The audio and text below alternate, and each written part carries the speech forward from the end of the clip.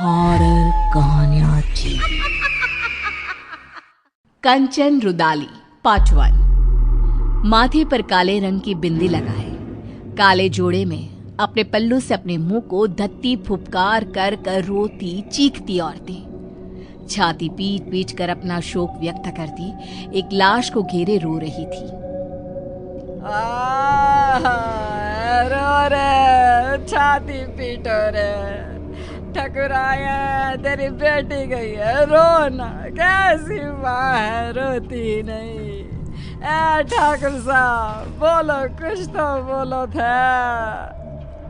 अरे ऐसे बूत बनकर रहेगी तो ये दर्द तुम्हारे सीने में ही रह जाएगा। रो रो कर इसे निकाल दे ठकुराइन।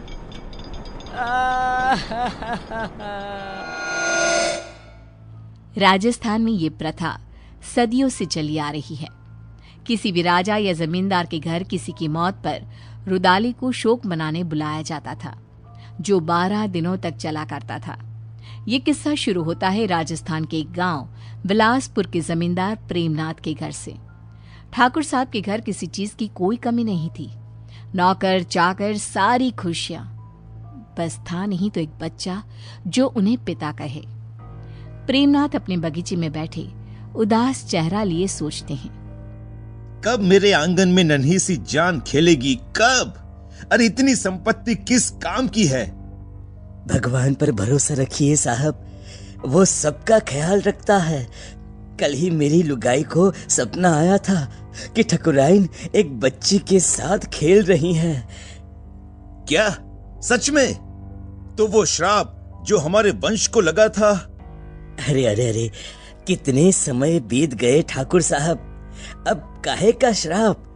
कितने दिन ही छिपा करता है? अब तो आप खुशियां मनाइए। माली की बात सच निकली और ठकुराइन गर्भ से रही और 1 साल में ही उन्होंने एक नन्ही सी जान को जन्म दिया, जिसका नाम निशा रखा गया। निशा यानी अंधेरा, घोर अंधेरा। और निशा की पसंद भी कुछ ऐसी ही थी। बचपन से उसे काली चीजें संजोने का बड़ा शौक था। हे भगवान, ये काली गुड़िया कहां से ले आई? फेंक इसे निशा, डर नहीं लगता तुझे? गुड़िया पूरी तरह काले कपड़े में रुई डालकर बनाई गई थी।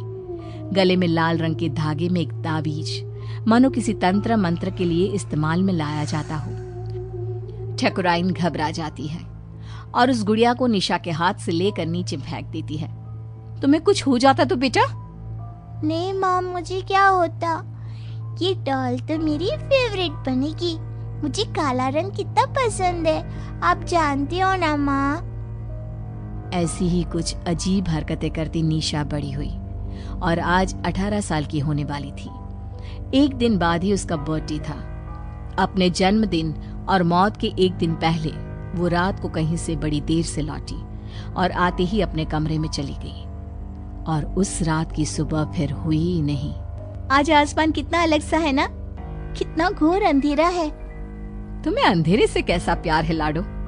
अमावस की रात आते ही बाहर जाने के लिए बेचैन हो जाती हूँ, पर हर बार की तरह इस बार भी तुम्हें बाहर जाने नहीं मिलेगा। जाओ कमरे में आराम करो। कल जन्मदिन है ना तुम्हारा, बहुत बड़ी दावत रखी है गांव वालों के लिए। छिप कर ही सही, आज तो मैं बाहर जाकर रहूंगी। 18 साल की हो गई हूँ, बच्ची थोड़ी ना हूँ। मेरा बर्थडे तो बाहर ही सेलिब्रेट होगा। ठीक 12 बजे निशा छिपकर बाहर चली जाती है और सबके सोने के बाद वापस लौटकर सीधे अपने कमरे में जाकर लाश की तरह बिस्तर पर गिरती है और एक टक खिड़की के बाहर ही देखती रहती है, मानो कोई बाहर आसमान से उसे देख रहा हो। रात के 3 बजे। ओ अंकल, जल्दी चलो ना। निशा के आगे लाइन में लगा हुआ आदमी अपने हाथ को शरीर से अलग कर निशा के हाथ में देता हुआ कहता है, अरे परेशान कर दिया है, अब आगे वाला बढ़ता नहीं तो कैसे बढ़ूं मैं?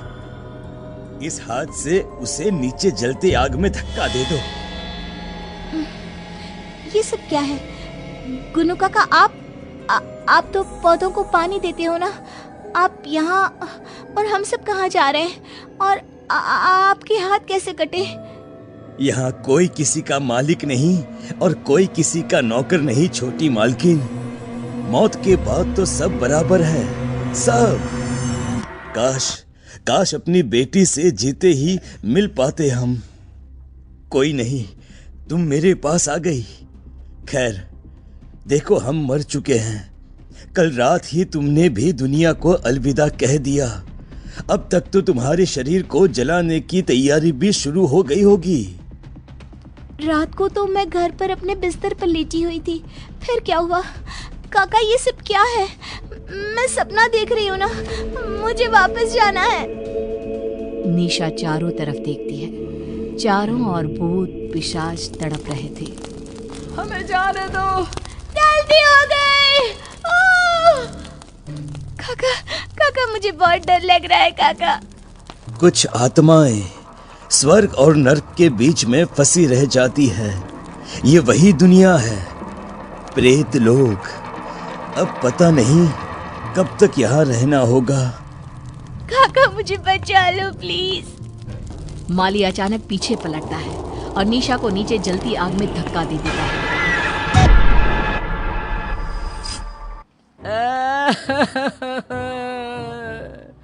अरे लाश के अंगूठे में धागा तो बांधो। सबके इंतजार में तुम लोगों ने शाम कर दी। अरे अब रात को लाश को जलाया भी नहीं जाता। पास बैठी एक औरत निशा की लाश के पास जाती है और अंगूठे में धागा बांधने के लिए एक रेशम का धागा तोड़ती ही है कि लाश हवा में उड़ जाती है। सभी लोग इधर उधर भागने लगते हैं। चारों तरफ अफरा तफरी मच जाती है। ऐसा तो तभी होता है जब लोग से कोई आत्मा वापस आ जाती है। छोटी मालकिन के साथ कोई साया था। इसका शरीर जला दो वरना ये सबको खा जाएगी। न जाने क्या लेकर लौटी है। कंचन रुदाली निशा की लाश को पकड़कर उसके सीने में एक पत्थर रखकर उसके कान में कुछ बोलती है। क्रिया कर्म की कोई रस्म किए बिना ही सभी निशा की लाश को जला देते हैं। चली गई मेरी बिटिया। अब तो मेरी गुड़िया मेरे पास ही रहेगी।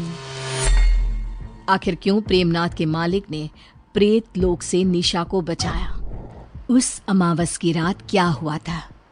कंचन ने कैसे उसे अपने बस में किया? जानने के लिए देखिए कंचन रुदाली पार्ट 2।